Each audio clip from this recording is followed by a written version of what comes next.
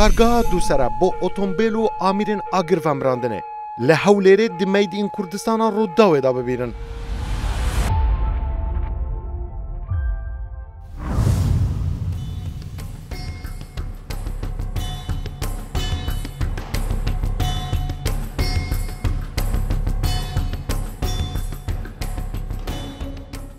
هیا ظلامن آگر ومراندنه و رزگار کرنه بکارن شر دیگل آگر بکن و جیانا ممروفان رزگار بکن دبویرن ومراندنه آگرانده بدهان آفهاوش دستن واندانه کجا اتومبیلن آگر ومراندنه ین پیشکفتی درکتینه و بکارتینن.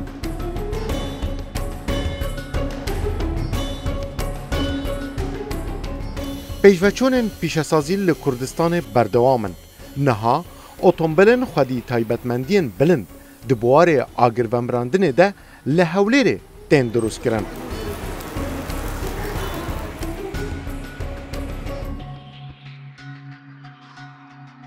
هفت اتومبیلن اوها دنا و اوی کارگاهی دا تینا آماده کرن که ببین اتومبیلن آگر ومراندنه و تمام دمه دا اتومبیلن رزگار کرنه. هیا نها اوی کارگاهی 25 اتومبیلن آگر ومراندنه انجور بجور دنا و اوی کارگاهی دا هاتینا درست کرن. نوترین اتومبیل اوی کارگاهی که پری ساخلت بناوه فایر فایتینگ ترانک که FFT 1005 اف اتومبیل هنه که اف اتومبیل هنه دکاره 12 سندین آفهاویج که بکار بینن تمام دمه ده اف آفهاویج سر اوی اتومبیل دکاره 8 متران بلند بکه آوه و آگیری ومرینه. از دلیر تلیمه بینرن برنامه روداوی اد برنامه کانو دنوا کارگاه دو سره یا درست کردن اتومبیلن آگر ومراندنه بو یکم جاریشه اف کارگل سر آست کردستان و عراق وان اتومبیلان درست دیگه امین نشانی هوا بدین د برنامه میدین کردستان د کردستان هاتیا درست کردن که چوا اف اتومبیلن هنه یعنی پری ساخلت و تکنولوژیا و تایبت جبو آگر ومراندنه لحولیره تین درست کردن.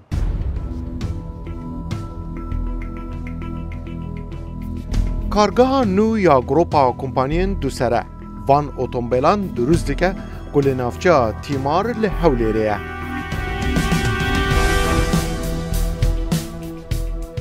دوی کارگاه ده اتومبیلن جور بجور به قباره جداین آگر ومراندنه و رزگار کرنه او درست دیگن. اما گروپ کانی کمپانی دو سره لسال 2011 کمپانی دو سره دامزده لباری آگر کجنوا و هر با لسال 2016 توانمان اتومبیل آگر کجنوا درست بکن با کوالتی برزو استاندارد جهانی و هر با لسال 2022 توانمان کارگاه درست بکن به شوازی چی کوالتی برز لناوچه پیشسازی تیمار زیاتر پرپی بدن لباری آگر کجنوا لا زیاتر لبویلر و فایر سیت پمپ و بلادر تانکو فوم چمبر و هر وا تاکو استاک زیاتر ل 25 اتومبیل آگر نومان درست کردوا و زوب خوشحالی و اتومبیل کان استاک لکار کردن دان لعراق و هریم کردستان.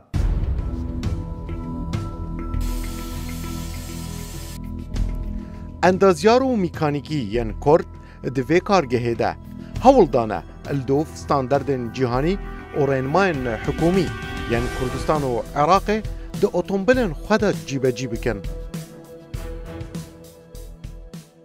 اما لکارگی دوسترا با برامرانی آمریکانی آگرکوژن و اتومبیلی آگرکوژن و هول مانداوت چندین زور ل اتومبیلی آگرکوژن و برهم بهنین با سودورگرتن ل بوارکانی برگری شهرستانی و یوانی آگرکوژن و سودی لیورگرن.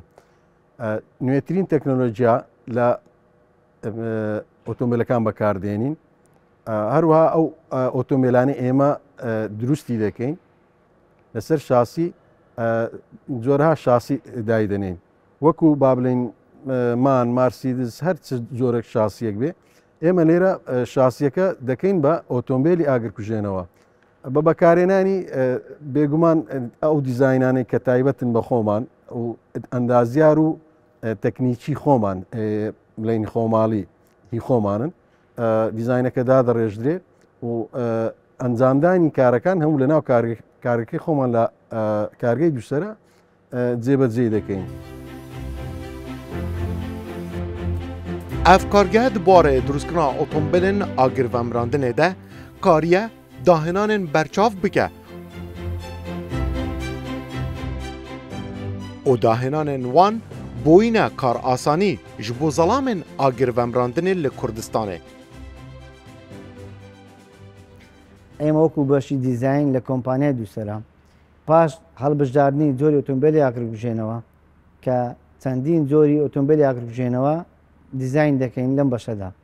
بۆ نمونە ئۆتۆمبیلی ئاگرکوژێنەوەی بچووکمان هەیە بە قابارەی مامناوەندمان هەیە بە قابارەی گەورەمان هەیە و هەروە لە هەمان کاتدا چەندین جۆر مەبەستی ئۆتۆمبیلی ئاگرکوژێنەوە هەیە. بۆ نمونە ئۆتۆمبیل هەیە بۆ ناو شار بەکاردێ، ئۆتۆمبیلمان هەیە بۆ کارگەکان بەکاردێ، ئۆتۆمبیلمان هەیە بۆ زنجیرە کۆگایەکان بەکاردێ. هەرێک لەوانە جۆر و تایبەتمەندی تایبەت بەخۆی هەیە. پاش هەڵبژاردن و جۆرەکەی ئێمە لە بەشی دیزین هەڵدەچین بە دیزینکردنی ئۆتۆمبیلەکە. سەرەتا پارچە پارچە ئۆتۆمبیلەکان هەڵدەبژێنین، سەرلێکت دەکەین، پاشان کۆی دەکەینەوە.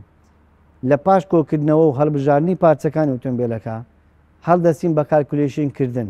بۆ نمونە قەبارەی ئاوی چەندبی، قەبارەی فومی چەندبی، چ جۆرە ماتۆڕێکی لە بۆ دادەنین.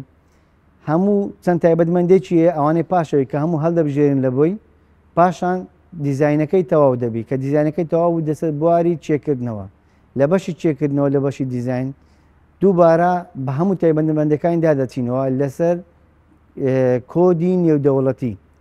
کۆدە نێودەوڵەتەکان تێدا هەمووی بەردەستە دەکرێت وەکو مواسەفات و تایبەتمەندی. پاشەوەی کە دیزینەکە تەواو بوو چێکردنەوەی دووبارە بۆ کرا پێداچوونی لەسەری کرە بەم شێوەیەک دەکرێتە پرۆفایلێک ئەنێردرێ بۆ بەشی دروستکردن لە کارگەکەمان. اف نوترین اتومبیلا آگیرومراندنê ye ku kargeha dûsere durust kiriye û amade ye ji bo rûbirûbûna her agîrekî. Ev otombîle ji nifşê xwe li ser astê Kurdistan û Iraqê yekem e, hem di taybetmendiyan de hem jî di karê xwe de.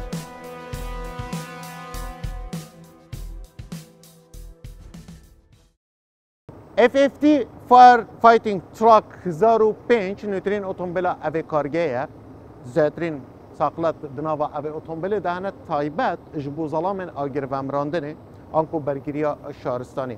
اف تایبتمندی دناوا اوی اتومبیل ده که او زیادتر گرینگی پیدن مینا اوی واکیومه هنه. اف واکیومه هنه دکاره آوش هر درکی بو 9 متران راکشه و کار بینه. زدباری اوی بردهنی کو پیشوازه که گله که آسان و سمبل هاتیه درست کردن جبو ظلامن آگیرومراندنه.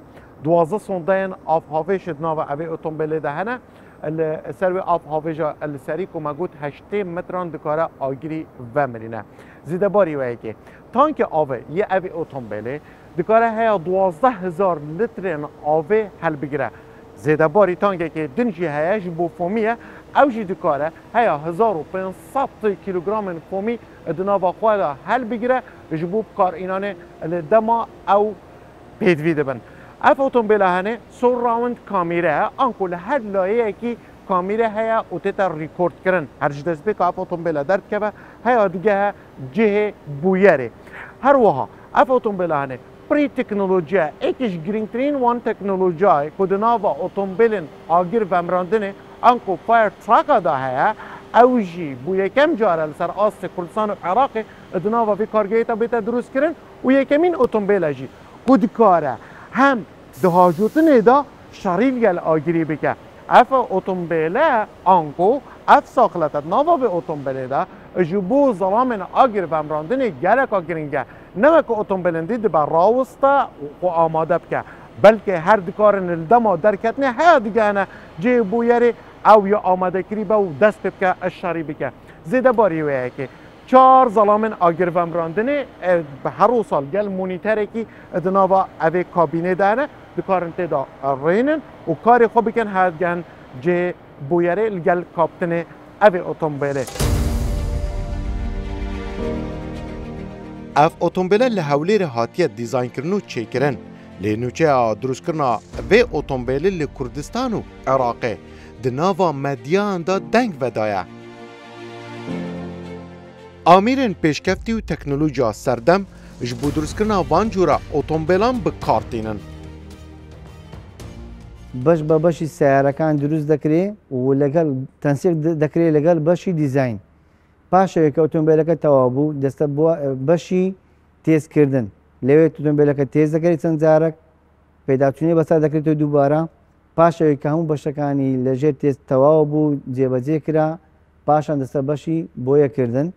پاشەوەی کە لە بەشی بۆیەش تەواو بوو دووبارە دەستێتەوە قۆناغی تێزکردن. دیسان لە قۆناغی تێزکردن تاقی دەکرێتەوە دووبارە. پاشەوەی کە تەواو بوو ڕێکارەکانی تکەی کاملی ینی هەموو ڕێکارێکی لە بۆ دادەندرێ با بڵێن هەموو ڕێکارێکی لە بۆ جێبەجێ دەکرێت ئەوجا دەستە دەستی خاوەنی ئەوەی کە داوای کردێ.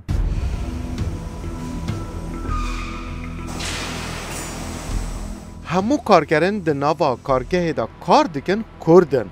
Rojaneş kar li ser drûstkirina van otomobîlan dikin û planên dîzaynerên kargehê di van otomobîlan de berciste dikin.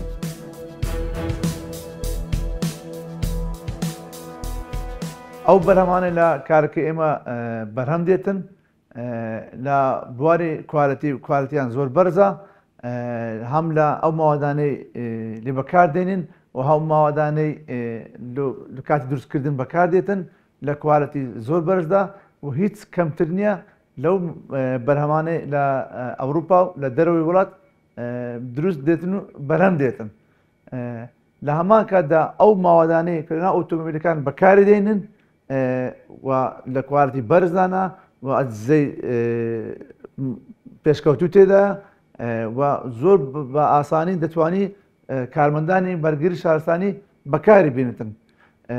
و ئەو ئۆتۆمۆبیلانەی دروستمان کردووە لەژێر چاودێری حکوومەتی هەرێمی کوردستان وەزارەتی ناوخۆ و بەرگری شارستانی و حکوومەتی عراقی دروست دەکرێت و بەرهەم دێتن.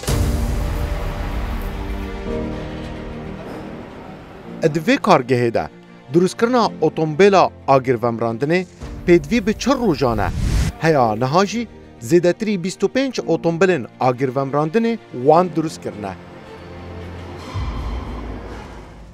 Ev bediye hene anku ev peykerê hene ji alüminyumê tund hatiye dûrûstkirin.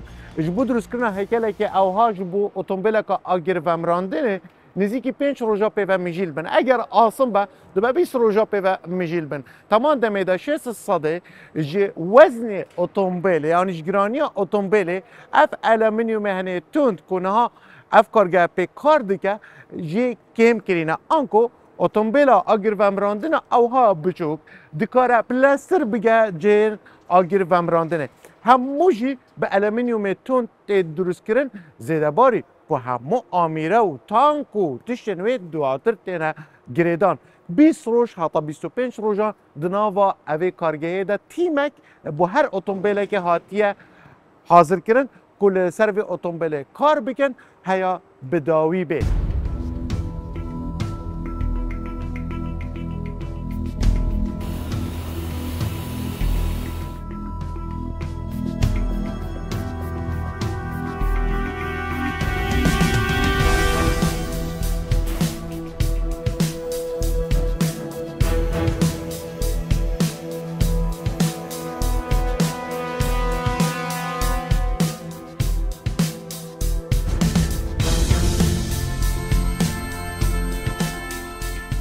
باشە کاک محەممەد وەکو تو سەرپەرشتیا ئەم بژین هۆڵە ئەvê کارگەهێت کەیت باشە ئێمە دەتوانین بڵین ئەمە دلی ئۆتۆمبیلی ئاگرکوژینەوە دەتوانین وا بڵین ئەم پەمپە دلەکەیتی بەتاکید باشە ئەم پەمپە چەند سۆندەی لەگەڵە ئەوەی ئەو بتوانین ئاگر بکوژنەوە وایە ئەو پمپە پێ سۆندەمان هەیە پێ سۆندەمان هەیە دەماسی دوونیمان هەیە دوونیوە دوو کلیشیم دو ئینجمان هەیە دو ئینجینە بەرێ بەرێ باشە فەرقێک هەیەە لە قووەتی فرۆدانی ئاوانە یەک قووەتە بەس لە عالەتەجیدا هەیە سۆندە دو ئینج لە فومەکەش بەکاردێنین لە بە هەندێک ئەوەسەرەکە دو نیویشمان ئێست دویشمان هەیە باشە ئۆتۆمبیلێکی و ئەوها حکومیە ئان تایبەتە وەکو بە دروستکردنی هەیە تایبەتش هەیە مەدەنیش لۆ مەدەنیان دروست دەکەن لە حکومەتیش دروست دەکەن بەزاکە وەکو سیارە ئەو سیارە ئێستای مەدەنیە ئەوە بۆچی بەکاردێنێ زیاتر بوو مەسفایەکان بەکاردێنن پاڵاوگای پاڵاوگای نەفتەکان بەکاری دێنن باشە ئەسە لۆ نمونەوەمان دروست کردی وەکو شخصی پاڵاوگای نەفتی مەدەنیەوە مەدەنیە باشە ئەمە دەتوانین بڵین جیاوازیەک هەیە لەناوبینی هەردووکانی حکومی وی ئەهلی ئەن دەبێ وەکو یەک بن لە مواسەفاتی نە لە بۆ ئاگرکوژێنەوە نا یەک شتە یەک شتە وەکو ماوەشتە بەڵام بەکو ماسەفات فەرقیە لە حکومی فەرقیە لە مەدەنیش باشە کاک محەممەد تانکی ئەمە چەندەی ئاو دەتوانێت چەند ئاو هەڵبگرێ ئێستا وەکو ئەو سیارە ئێستا 12,000 ئاوا لتر ئاوا 12,000 لتر ئاوا 2,000 لتر فومە باشە لەم ئۆتۆمبیلەدا ئاسم بەکار هاتووە یانیش ئەلمنیومی توند لەو ئۆتۆمبیلە بە مواسەفات هەیە ئێستا لەم ئۆتۆمبیلە ئێستا ستیلمان هەیە ستیل بەکار هاتووە چەکەر فافۆن بەکار هاتووە ئاسنی ڕەشی لە بەکار هاتووە وەکو ماسفات هەیە تەڵەبی هەیە وەکو مەدەنی ئێستا لەو مەسفایەکان حەز دەکەن زیاتر ئاسنی ڕەش بەکاربینی بەێ کولفەی بەرگری ئەوەیە و کولفەکەشی قسەوەترە فەکەشی بەس وەکو ماسفات دەکە حکومی ستیلە زیاتر ستیل و چەکەر فافۆن بەکاردێنی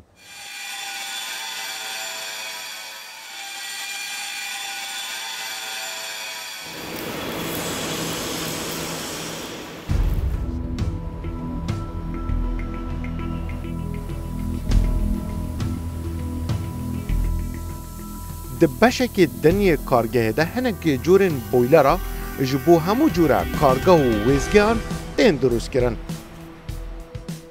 هەروە ئێمە لە کارگەی دووسەرا جیا لە ئۆتۆمبیلی ئاگرکوژێنەوە چەندین ئامێری ئاگرکوژێنەوە دەتوانم بڵێم زۆر بەی هەر زۆری ئامریکانی ئاگرکوژێنەوە دروست دەکەین لەوانە فارسێت پمپ کە هەمانە لە 15 حسان با بڵێن هەتا 250 حسان و 300 حسانیش کەوا فلۆیەکەی زۆرە و پرێژەرەکەی زۆرە هەروەها فوملادرتانکمان هەیە لە کارگەکانی پاڵاوگە و سوتەمەنی ئەوانە بەکاردێتن هەروای هەمانە مۆبایل فوم تریلەر ئەوانە شەر هەمان شت لە پاڵاوگەکان و لە ئەوانە بەکاردێ چەندین زۆر شتی ترمانێ FM 200مانەیە لە بۆ داتا سنتەر و ئەوانە بەکاردێ ئەویش دەتوانین دابینکەین و بیبەستین هەمانە هایدرنت واتە فەوهەی ئتفایان ئەو دەماوانەی کە پێویستە لە کۆڵانەکان هەبی یان لە بینایەکان هەبی هەمووی بە خۆمان دروست دەکەین بە دیزایانی خۆمان و بە دەستی کاری خۆمان ینی هەتا تەکنیکی و ئەندازیار و کرێکارەکانیشمان هەمووی خۆماڵین بۆیلەرên vê kargehê di nava zor ji karge û wêzgiyane li tevaya Kurdistanê ew bi kar tînin.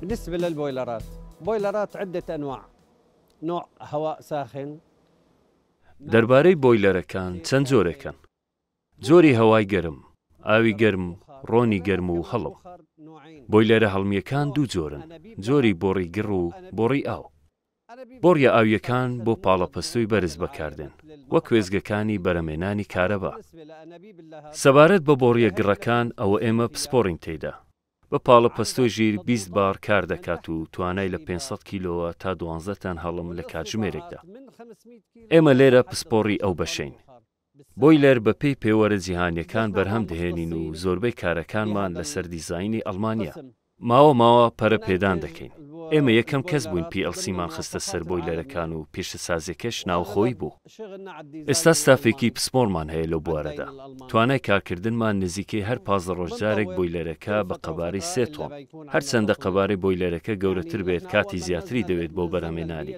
چونکە هەوڵی زیاتری دەوێت سەبارەت بە کواڵیتی هەموو شتێک دەکەوێتە ژێر پێوەرە جیهانیەکان لێکۆڵینەوەی تایبەتمان هەیە سەبارەت بە مەترسیەکان و چۆنیەتی هەڵسەنگاندن و هەڵبژاردننی درێژیە گونجاوەکان ئەمە جیاوازێکەیە تەنانەت وردەکاریە تەکنیکەکانیش مافی خۆیان و زیاتریشی پێدەدەین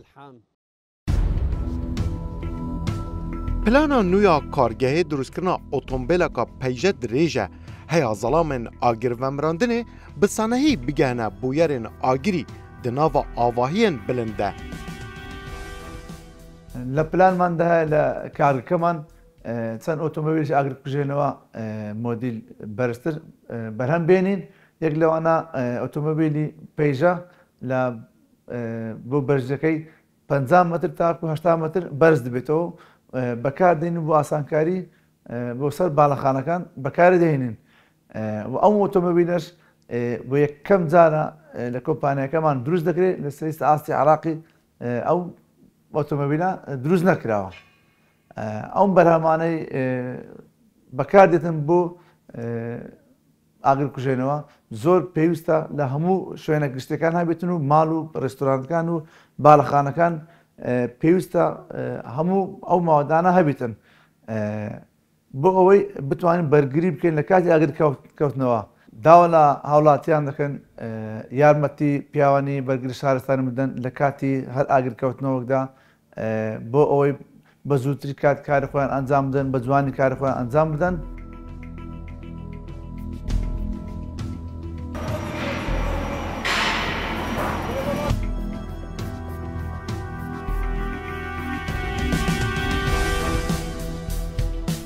Bi sedema guhartina keş û heway bûyerên agirî di cîhanê de zêde bûyne.